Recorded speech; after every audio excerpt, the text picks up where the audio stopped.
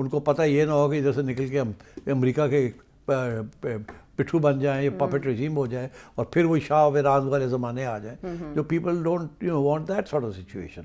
تو اب یہ ہے کہ ان کی کوشش یہ ہے کہ وہاں رجیم چینج ہو جائے. اس کے لیے پہلے انہوں نے وار بھی کیا کہ لوگ کھڑے ہو جائیں گے رجیم کے خلاف. لوگ نہیں کھڑے ہوئے, لوگ رجیم کے پیچھے کھڑے ہو گئے. اچھا اب پھر لوگ جب وہ ختم ہوئی تھریٹ تو لوگ جو ہیں اپنے اپنے جو گریوینسز ہیں اس رجیم کے خلاف وہ پھر انہوں نے کھڑے کر دیے. اور اس سلسلے میں اب انہوں نے پیسے ویسے دے کے اور جو ایک سینٹیمنٹ ہے ہاسٹائل اس کو انہوں نے اکسایا. اسی وجہ سے کہیں کہیں کوئی 16-17 شہروں کے اندر چھوٹے چھوٹے ڈیمونسٹریشن مظاہرے ہوئے اور ان کو انہوں نے کچلا. جب یہ کچلتے ہیں تو ظاہر ہے لوگ مارے جاتے ہیں اور لوگ بھی مارے گئے ہیں. اب امریکہ نے اس چیز کو جو یہ چاہتے تھے کہ ایسے ہو تو اس کو اب یہ لے کے بیٹھے ہوئے ہیں کہ آپ نے ہیومن رائٹس وائلیشن کی ہے, آپ لوگوں کو مار رہے ہیں, ہم انٹرونشن کریں گے. اب یہ بوٹس آن گراؤنڈ تو کر نہیں سکتے. یہ کس قسم کی انٹرونشن کریں گے؟ دیکھیے انہوں نے پہلے بھی کوشش کی تھی کہ کسی طریقے کے ساتھ آیت اللہ خامنہئی ان کو اسیسینیٹ کر دیا جائے یا ان کو کڈنیپ کر لیا جائے یا کیپچر کر لیا جائے یا جو بھی, تو پھر وہ نہیں ہوا. یاد ہے آپ کو یہ بالکل بات چلی. پریزیڈنٹ ٹرمپ نے اپنے خطاب میں بولا تھا, کہا تھا کہ ہمیں پتہ ہے وہ کہاں پر ہیں لیکن ہم ابھی اس طرف نہیں جا رہے. اور اب وہ معاملہ جس کو لے کر پوری دنیا میں اسپیکولیٹ کیا جا رہا ہے کہ کیا امریکہ کا اگلا ہدف ایران ہوگا, کیونکہ ایران میں بڑے پیمانے پر مظاہرے شروع ہوئے اور وہاں کرنسی, ایرانی کرنسی تومان اتنی بری طرح گری کہ $1 کے برابر 1 لاکھ ایرانی تومان کی پرائس ہو گئی. ریال 13 لاکھ سے اوپر چلا گیا.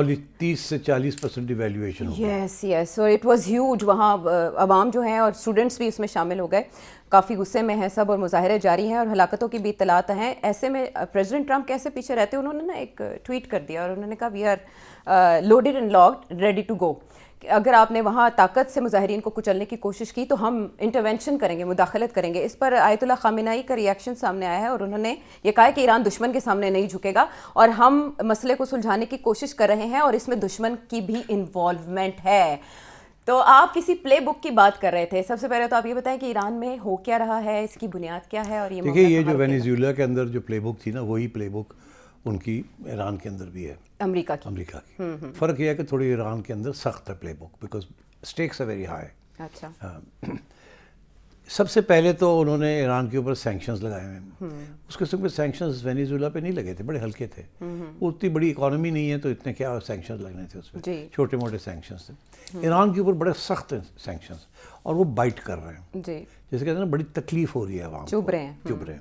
اچھا تو ایک تو یہ, اور وہ سینکشنز جو ہیں ان کی ایک پرٹیکولر سیکٹر کے اوپر آئل اینڈ گیس. اب ایران کی ساری ارننگز جو ہیں وہ ساری ریونیو جو ہے وہ آئل اینڈ گیس سے آتی ہے اور اس کے اوپر انہوں نے بڑی سخت سینکشنز لگائے ہیں اور بڑی سخت تکلیف ہو رہی ہے ایران کو, عوام کو. وہی والی بات کہ عوام اور حکومت میں فاصلہ. دوسری چیز یہ کہ اس کی وجہ سے جو سینکشنز کی وجہ سے آہستہ آہستہ وہاں کی اکنامک سچویشن خراب ہو رہی ہے, جس میں پھر انفلیشن شروع ہو گئی ہے, کرنسی ڈی ویلیویشن ہو گئی ہے. ٹھیک ہے, وہ پانی اور انرجی کی شارٹیجز ہونے شروع ہو گئے ہیں اور پھر یہ 12 دن کی جو جنگ ہوئی ہے وہ بھی بند رہا سارا کچھ. لوگ خوف زدہ تھے, پتہ نہیں کیا ہوگا کیا نہیں ہوگا. مائگریشنز ہوئیں and generally war is bad for the economy. Assassinations کتنی بڑی ہوئی. اور پھر اس کے بعد وہاں امریکہ نے کافی عرصے سے ریجیم چینج کا جو ایجنڈا ہے وہ اس کو فالو کر رہے ہیں اور وہ اس کی پلے بک جو ہے وہ میں نے پہلے بھی ایکسپلین کیا کہ اس کی پلے بک کے 3-4 حصے ہیں. پہلے تو یہ ہے کہ سینکشنز لگائیں, ٹائٹ کریں, مشکلات, رجیم کو ان پاپولر بنائیں. پھر یہ ہے کہ اس کے جو اپوزیشن ہے اس کو پیسے ویسے دے کے ان کو تکڑا کیا جائے. پھر سوشل میڈیا کو استعمال کر کے عوام کو اکسایا جائے. ٹھیک ہے, تو this is part of the agenda. اور پھر یہ بھی ساتھ ساتھ کوشش کی جائے کہ کسی طریقے کے ساتھ کوئی کو ہو سکے تو کو بھی کروا دیتے ہیں, اور یہ باقی کامیاب نہ ہو تو وہ فوج کے اندر بھی کام کریں اور کو ٹرائی کریں. ٹھیک ہے, اب وینیزویلا کے اندر کو کی ضرورت نہیں پڑی, وہ ہو ہی گیا, وہ ایک قسم کا کوئی ہو گیا نا, ڈائریکٹ نہیں ہوا, انڈائریکٹ ہو گیا.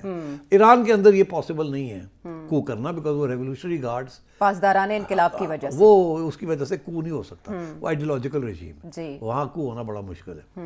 مگر وہاں عوام خوش نہیں ہے اس رجیم کے ساتھ.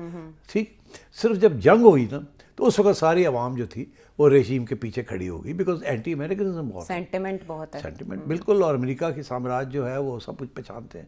ان کو پتہ یہ نہ ہو کہ ادھر سے نکل کے ہم امریکہ کے پٹھو بن جائیں یا پپٹ رجیم ہو جائے اور پھر وہ شاہ و ایران والے زمانے آ جائیں جو people don't want that sort of situation. تو اب یہ ہے کہ ان کی کوشش یہ ہے کہ وہاں رجیم چینج ہو جائے. اس کے لیے پہلے انہوں نے وار بھی کیا کہ لوگ کھڑے ہو جائیں گے رجیم کے خلاف. لوگ نہیں کھڑے ہوئے, لوگ رجیم کے پیچھے کھڑے ہو گئے. اچھا اب پھر لوگ جب وہ ختم ہوئی تھریٹ تو لوگ جو ہے اپنے اپنے جو گریوینسز ہیں اس رجیم کے خلاف وہ پھر انہوں نے کھڑے کر دیے. اور اس سلسلے میں اب انہوں نے پیسے ویسے دے کے اور جو ایک سینٹیمنٹ ہے ہاسٹائل اس کو انہوں نے اکسایا. اسی وجہ سے کہیں کہیں کچھ 16-17 شہروں کے اندر چھوٹے چھوٹے ڈیمونسٹریشن مظاہرے ہوئے اور ان کو انہوں نے کچلا. جب یہ کچلتے ہیں تو ظاہر ہے لوگ مارے جاتے ہیں اور لوگ بھی مارے گئے ہیں. اب امریکہ نے اس چیز کو جو یہ چاہتے تھے کہ ایسے ہو تو اس کو اب یہ لے کے بیٹھے ہوئے ہیں کہ آپ نے ہیومن رائٹس وائلیشن کی ہے, آپ لوگوں کو مار رہے ہیں, ہم انٹرونشن کریں گے. اب یہ بوٹس آن گراؤنڈ تو کر نہیں سکتے. یہ کس قسم کی انٹرونشن کریں گے؟ دیکھیے انہوں نے پہلے بھی کوشش کی تھی کہ کسی طریقے کے ساتھ آیت اللہ خامنہ ای ان کو اسیسینیٹ کر دیا جائے یا ان کو کڈنیپ کر لیا جائے یا کیپچر کر لیا جائے یا جو بھی, تو پھر وہ نہیں ہوا.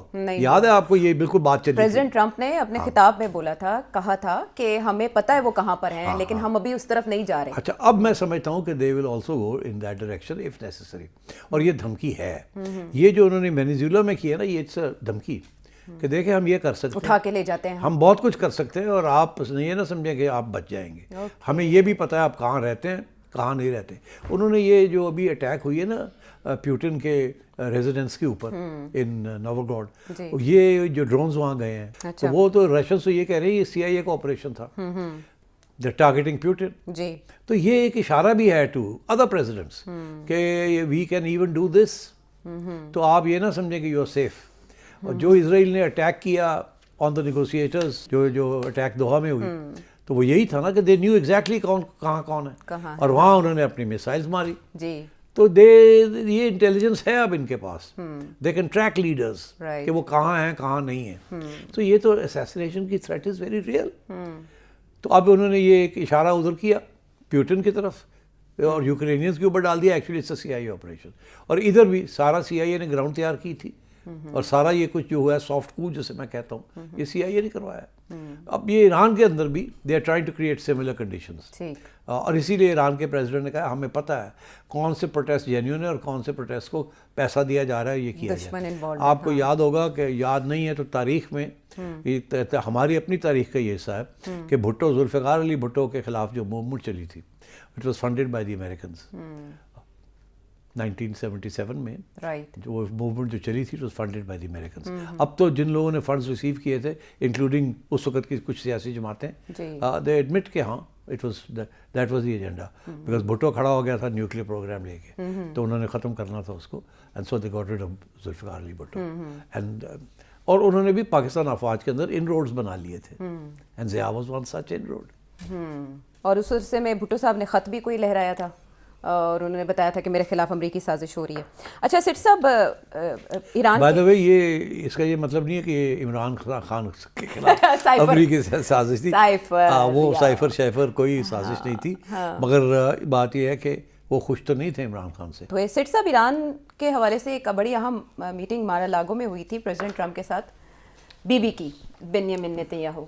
انہوں نے ایران کے بارے میں پریزیڈنٹ ٹرمپ کو بریف کیا تھا, لیکن اس جوائنٹ پریس کانفرنس میں ہمیں یہ اشارہ نہیں ملا کہ امریکہ آمادہ ہے ایران کے اوپر کارروائی کے سلسلے میں. البتہ اسرائیل کین ہیو گو اہیڈ. اسرائیل بہت پیچھے پڑا ہوا ہے کہ یہ اچھا موقع ہے ایران کو پھر اٹیک کیا جائے اور ان کی میسائل جو ہے سائٹس اس کو اٹیک کیا جائے, کیونکہ اب نیوکلیئر تو اتنا خطرہ نہیں رہا. اب ایران یہ کہہ رہا ہے کہ اگر ہمارا جو میسائل ڈیفنس ہے وہ ایکچولی اوفینس بن گیا. ایران کے پاس میسائل کا ڈیفنس نہیں ہے, ایران کے پاس میسائل کا اوفینس ہے. They can use those missiles and rain them on Israel and they can actually destroy a lot of Israel. اور یہ اب خطرہ بنا ہوا ہے, اور اس لیے اسرائیل از ویری کین کہ اس سے پہلے کہ وہ اسٹیج آ جائے اس سے پہلے وہ چاہتے ہیں کہ ایک اور ایران کے اوپر جیسے کہتے ہیں نا ایک اور دھکا دو گرتی ہوئی دیوار کو. وہ ایک تو انہوں نے انٹرنلی ایک ریزسٹنس کریٹ کر دی ہے ریجیم چینج کی, اوپر سے وہ ملٹری اٹیک کرنا چاہ رہے ہیں. سو دے آر ہوپنگ کہ this will lead to regime change. تو آئی تھنک یہ اب ایران کی باری ہے, اینڈ آئی تھنک ایران کو پتہ ہے کہ یہ ہونے جا رہا ہے ان کے ساتھ.